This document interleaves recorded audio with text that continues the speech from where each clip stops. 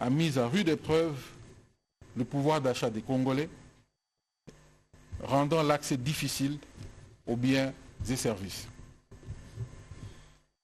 Il lui revient que cette hausse de prix, sans être forcément la résultante de la conjoncture économique normale, est parfois l'œuvre des ennemis de la République qui provoquent des spéculations dans l'unique but de tourner la population contre les actions salvatrices initiées par le gouvernement.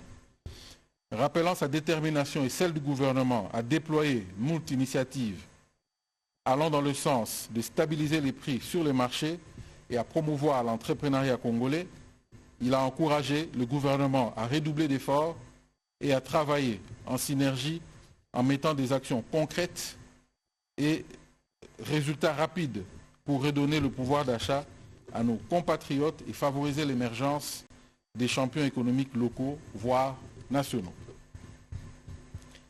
La reconquête économique par les nationaux est non seulement une priorité, mais aussi une nécessité pour garantir une croissance durable et inclusive, a insisté le président de la République. Dès lors, les ministres concernés sont invités à focaliser leurs efforts sur les actions urgentes suivantes. Le vice-premier ministre, ministre de l'économie nationale, a accéléré la mise en œuvre des mesures de régulation des prix et des denrées alimentaires. Un contrôle rigoureux des circuits de distribution doit être assuré pour éviter les spéculations qui impactent le consommateur final.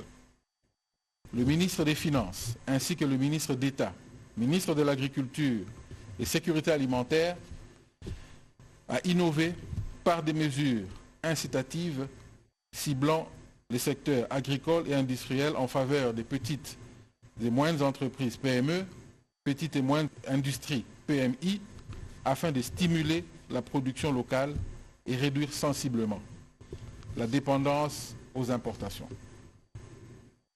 Le ministre de l'Industrie et Développement et Petites et Moyennes Industries a soutenu la compétitivité des entreprises locales à travers l'octroi des marchés de sous-traitance suivant les prescrits de la loi y relative.